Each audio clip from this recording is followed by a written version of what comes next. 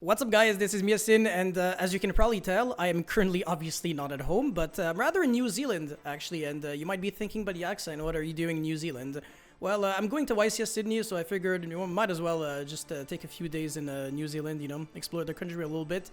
And yeah, I'm obviously still gonna have to make videos every single day, so yeah, get ready to be a little confused with, a bunch of my videos being you looking at me in my studio and then me randomly not being there anymore out of nowhere. So obviously it's because I had a bunch of pre-recorded videos.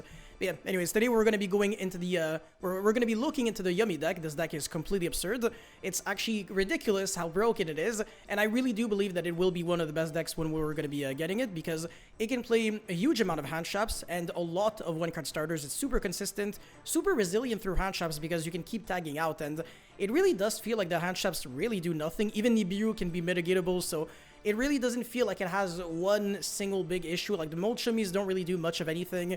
It's a beautiful deck, really recommend it, and this video will probably help you understand just how beautiful it is. But anyways, before we go any further, y'all know the drill, smash the like and subscribe button, and also please check out my website for my Crystron and Blue Eye spreadsheet, and with that being said, let's get right into it. Okay, so first things first, this is a one-card combo featuring any Yummy monster. It doesn't really matter which one it is. Even if it's like the best one, the Stratos, it's pretty much going to be the same thing because, you're just going to get your Surge before. Obviously, it's better because it's more resilient into hand traps. Like, if your opponent wants to imprime you, then it's going to be doing even less than nothing. But it doesn't matter regardless of, which starter it is. So yeah, normal summon your Yummy monster, then go into the Link 1, the Snatchy, and that is going to be placing the minion field spell from your deck face up into the spell, into the field zone, and it places, by the way, it doesn't activate. So under anti-spell, you can still use this Link 1 in order to place the field spell. So anti-spell doesn't even beat this deck.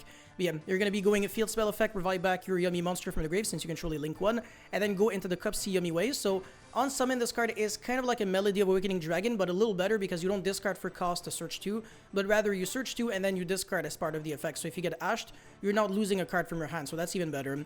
And we're going to be searching for the other 2 Yummy monster that we didn't have, so the other ones, the monsters other than the starter, and then special summon the Cup C at this point. That is going to be searching for the trap card, and then special summon the other monster, go into IP, set the trap card, and if you want to respect Nibiru, all you gotta do is just not do the IP plays. So you're not gonna be searching the trap. You're just gonna end on Cup C Yummy way on summon number 4, because summon number 1 was the normal summon, and then summon number 2 was this, and then summon number 3 was the revival back of the field spell, and summon number 4 was the synchro. So yeah, you can easily respect Nibiru with one single card, and you can still end on a huge amount of disruptions. But look at this beautiful flow of execution. So on our opponent's turn, our opponent can go normal summon, whatever, it doesn't matter, and then we can go, okay, chain since you activated a card or effect, and then I can revive back 2 Yummy monsters from the grave, and the effects are non-negated, by the way.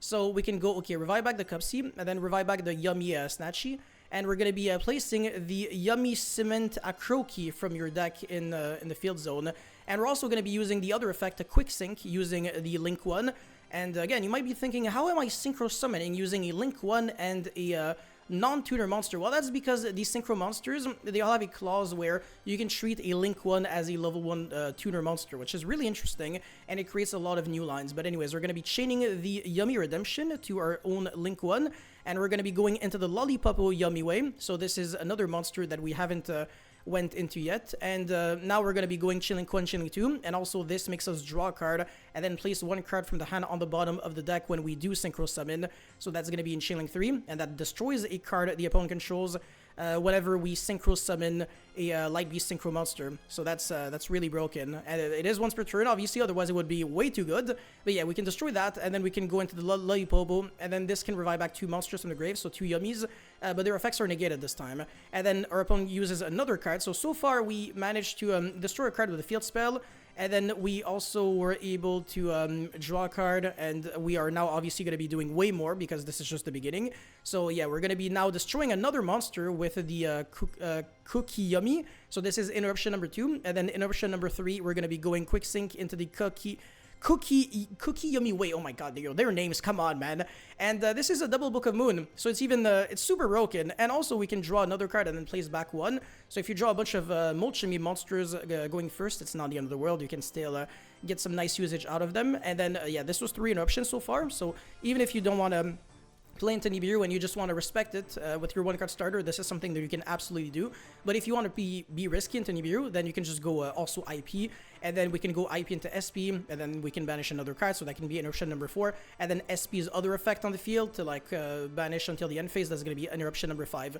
So you have 5 disruptions off of one single card, and it can theoretically be more if you can get the redemption to go to the graveyard so that you can use the graveyard effect, and then switch control of one yummy monster you control and a monster your opponent controls, and it is permanent, so that's actually really broken. So yeah, by the way, every single 1-card OTK in this deck is every single 1-card combo in the deck is also a 1-card OTK, just in case you didn't know, because yeah, the monsters, they feel like they don't have a lot of attack, but the other field spell, not this one, the other, it boosts the attack of all of your monsters by 500 of the light beast, I think, for each light beast that you control. So they go up to like 3000 attack like super quickly. So yeah, don't worry about the fact that they have 0, 500, 1000 attack. It absolutely does not matter. But yeah, 1-card combo, so many disruptions, absolutely beautiful. Let's get into combo number 2 now. Okay, so this time we're going to be going first, and we have Obedience Schooled, and we're trying to beat Droll and Nibiru, which is obviously, it's not a good combination of hand traps against this deck because it's a very resilient deck. But yeah, summon number 4 is going to be the field spell that is going to be placing the Crow Key from the deck into the field zone, and then we're going to be going okay, summon the Cupsy Yummy Way, and then search, and then this was our first search, so this is our first opportunity for the opponent to Droll, and we're just going to chain, so revive back 2 monsters. Not that it really matters too much because we didn't have to do that, but whatever. We can now shuffle back the Droll or whatever, banish it, so that's really cool. And then we can go into the Cupsy Yummy Way, and then just say, okay, you know what, pass turn, because I can't go into IP since Obedience School locks me, so it's not like I can do much more anyways, and I'm under Droll, so I also can't Surge a trap card using the Cupsy. So I'm just gonna pass, and then since one of my monsters left the field by Nibiru, I can trigger the field spell to summon the Cookie Yummy, and then we can reduce the attack of Nibiru by 1000, and then we can go okay, summon the Snatchy, and then go into the Lollipop, and then this can also destroy the Nibiru. So that's really cool. That's the reason why you want to go for this field spell other than the other, because you recover from Nibiru better because we can also destroy it, and we can also summon a Yummy monster from the deck whenever we get nibbed. So it's very similar to the purely field spell and, you know, the purely continuous spell. You know, like you get hit by a hand trap, whatever, you almost benefit from it. Sometimes you almost want your cards to get destroyed in purely. You actually, like, crashing is a strategy. But yeah, this is your end board through Nibiru, so we can tag out the Lollipop Yummy, revive back the Link 1, and the monster that destroys 1 when it's summoned because our graveyard is stacked. We went Obedience School, get all 3 targets from the deck into the grave, so we got everything in rotation.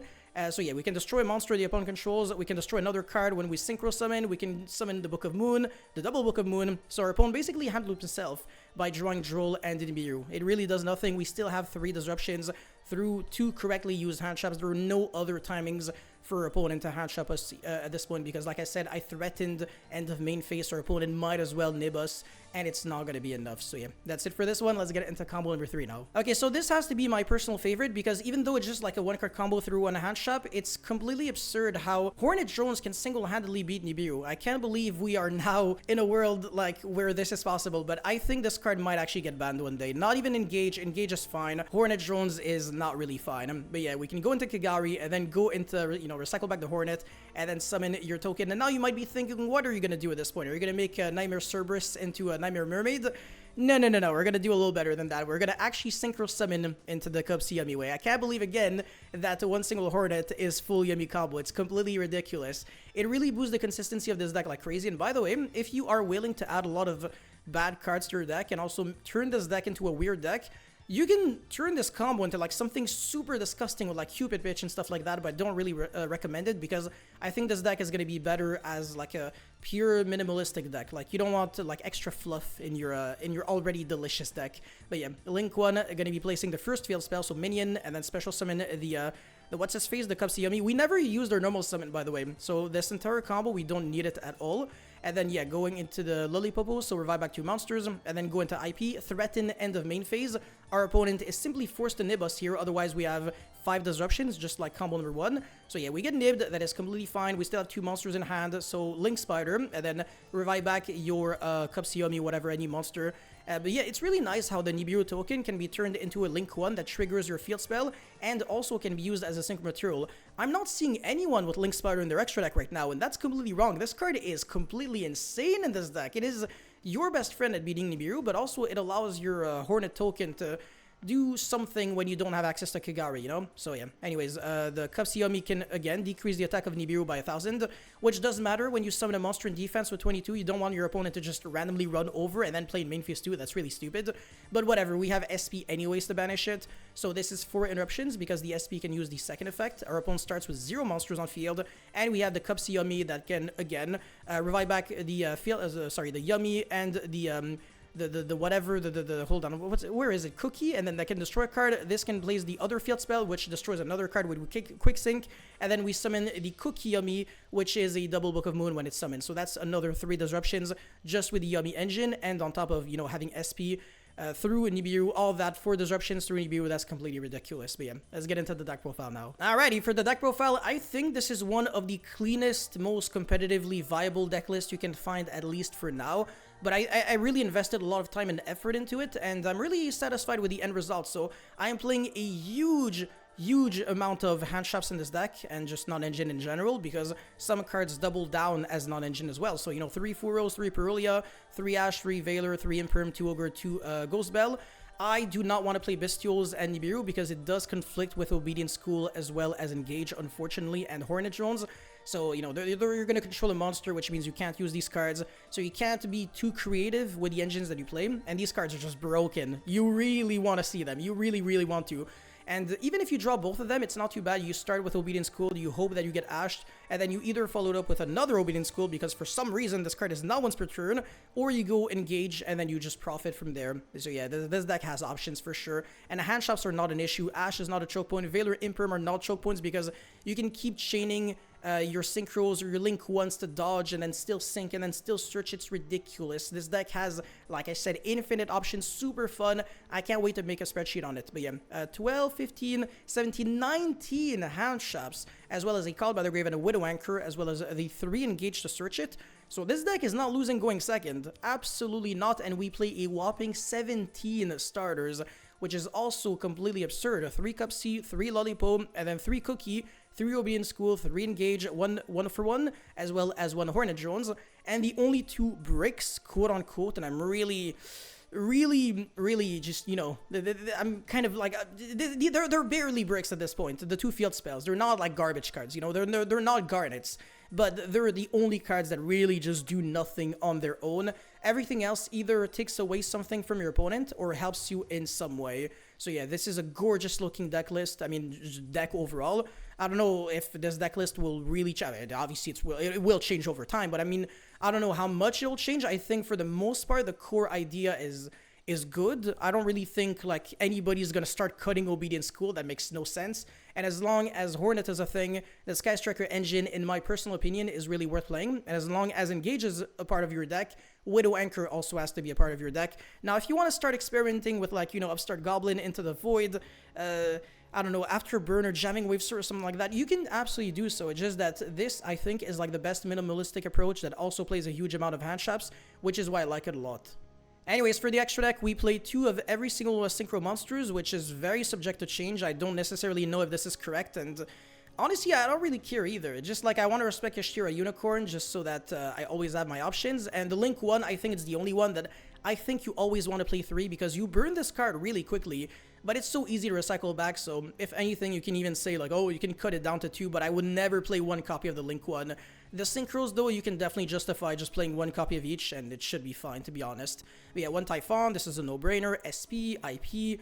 I don't know if IP is like a super must-play. Maybe you just want to go into SP to respect Nibiru even more, but whatever. They might just nib you before you can even make the SP anyway, so I don't even think it's gonna matter too much. It's not like it makes you lose harder to nib, you know? It's like you got the bodies there, your opponent nibs you, you can't even summon the IP, who gives a shit? But yeah, Kagari, obviously, Link Spider to respect Nibiru, as well as Summon Grid El Mirage, so that sometimes you got your Fulos, your Pearl, yeah, they don't really do anything, you can still normal summon them, and then you make El Mirage, and then you got a Link 1, so you can start triggering your field spell to revive back your Yummy monsters from the grave. You can start special summoning your Yummies, because you now control a Link 1, etc. It's just to allow your other cards to do something, but it's not, I mean, yeah, it doesn't really do anything on its own. But yeah, that's it for the extra deck. And for the idea section, like I said, I don't really want to play Nibiru. I don't really think it makes too much sense in this deck. You can play the Ancient Fairy Dragon package in it, but I don't really like any of the cards except Regulus, as well as whatever this is. Uka no Mitsune no Tamayura. What is it? Okay, look, it doesn't matter. But yeah, this card, it's fine. It's a level 3 tuner extender. You can summon it and then synchro with your level 1s to make Herald of Arclight, which can negate Nibiru. So that's cool. But it kind of sucks. And that's all it really does. Or you can make Old Entity Stuga. This card, when it's synchro summoned, you can return all rank 4 Xyz monsters on the field to the extra deck. So this against Raziel can be a very good board breaker. If they have like a Raziel Detonator or like some other rank 4s, you just bounce all of them back at the same time. Even if you can't target them, like because they have the Star Leech something, you don't care. Bounce back, doesn't target. So it's nice, it's fine. And then you can synchro summon it in defense using this, and then it will not be able to be targeted by card effects. So your opponent can't just go Raziel Detonator, destroy. That's not gonna work. So I think Stuga is like an okay-ish card. And then if you can use it as like a rank 4 material with the Regulus, then you can also draw a card with its effect.